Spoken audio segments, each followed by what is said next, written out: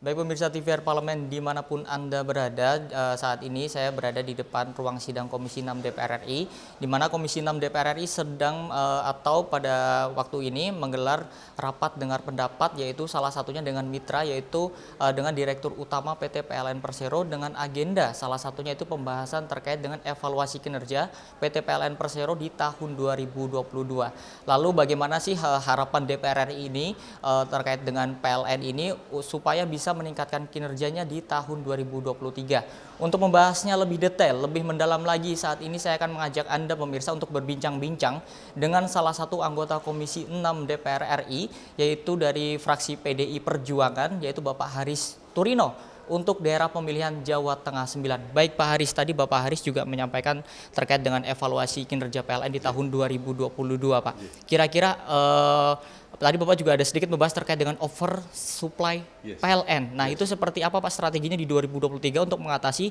PLN yang oversupply? Ya, jadi pertama-tama tentu saya harus objektif ya, harus memberikan apresiasi kepada PLN bahwa kinerjanya di tahun 2022 mengalami peningkatan dari dua hal paling tidak. Yang pertama adalah peningkatan kualitas layanan PLN, tentu itu bisa dilihat dari berapa sering PLN mati, ya, berapa lama matinya. Dua angka ini yang diukur dalam SAIDI dan SAIFI, ya, ini jelas menunjukkan bahwa kinerja PLN secara operasional membaik. Ini yang pertama. Kemudian elektrifikasi secara nasional juga mengalami peningkatan, sudah 99, sekian persen. Jadi hampir seluruh rakyat Indonesia sudah teraliri oleh listrik. Ini urusannya dengan keadilan sosial. Nah, yang kedua yang kita lihat adalah dari sisi kinerja keuangannya.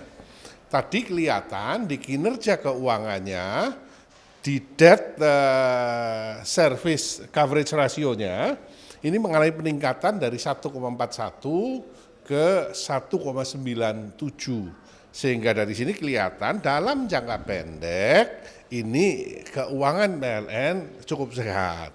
Ya, itu yang kita lihat. Nah, tapi faktanya ada masalah juga di situ, ya. Ada masalah yaitu oversupply, dan ini bukan terjadi tahun ini. Mulai dari tahun 2020 sudah oversupply, 2021, 2022 dan 2023. Kondisinya memang saat ini oversupply kira-kira sekitar 40 sampai 50%. Nah, bagaimana strategi di tahun 2023 ini Pak untuk dari DPR sendiri untuk bisa mengatasi oversupply tersebut? Ya, jadi nomor satu tentu saja jumlah pembangkitan baru, ya terutama yang menggunakan batu bara, ya ini dikurangi. Jadi yang masuk ini dikurangi pembangkitannya, ya itu yang pertama. Yang kedua tentu meng-create demand-nya. Ya, permintaannya ditingkatkan. Caranya seperti apa? Kita tahu pemerintah sedang menggalakkan nih hilirisasi, ya di Sulawesi terutama untuk smelter nikel. Nah, kalau ini kan kebutuhannya besar sekali.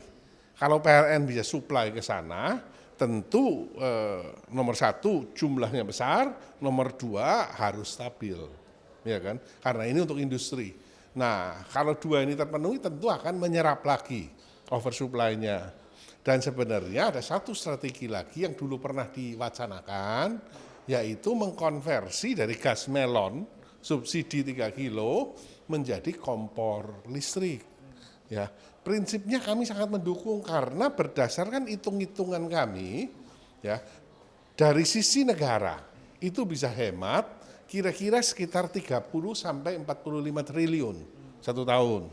Ini dari sisi negara.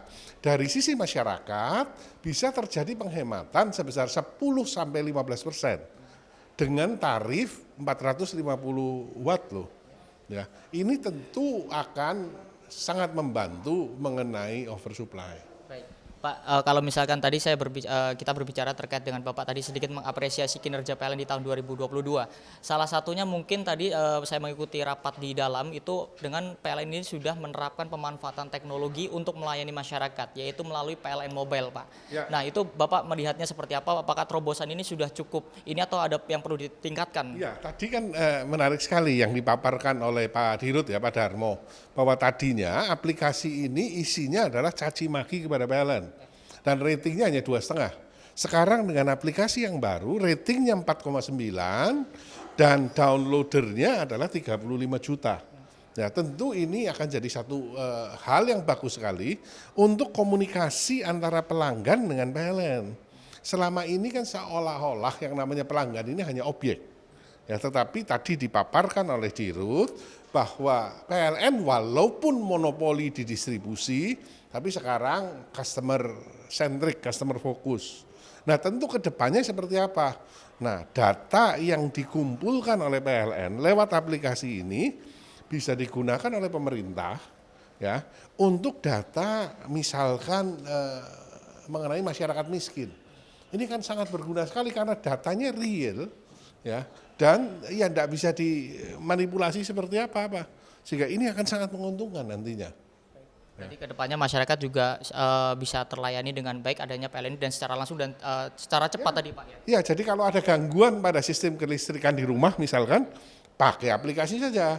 Tadi Pak Dirut ngomong daripada telepon langsung Dirutnya, kalau pakai aplikasi juga ininya sama, pasti akan segera ditangani. Karena kinerja dari karyawan PLN yang menangani masalah maintenance ini juga dilihat secara detail. Terima kasih Pak Haris Turino atas waktunya dan pemirsa itulah tadi bincang-bincang saya dengan salah satu anggota Komisi 6 DPR RI, Bapak Haris Turino, di mana Bapak Haris Turino tadi mengapresiasi kinerja PLN di tahun 2022 dengan strategi-strategi yang telah dilakukan untuk mengatasi oversupply baik dari kebijakan-kebijakan yang telah dijalankan dan juga dari pemanfaatan teknologinya. Sekian pemirsa yang dapat saya laporkan, saya Alfat Rizky kembali ke studio.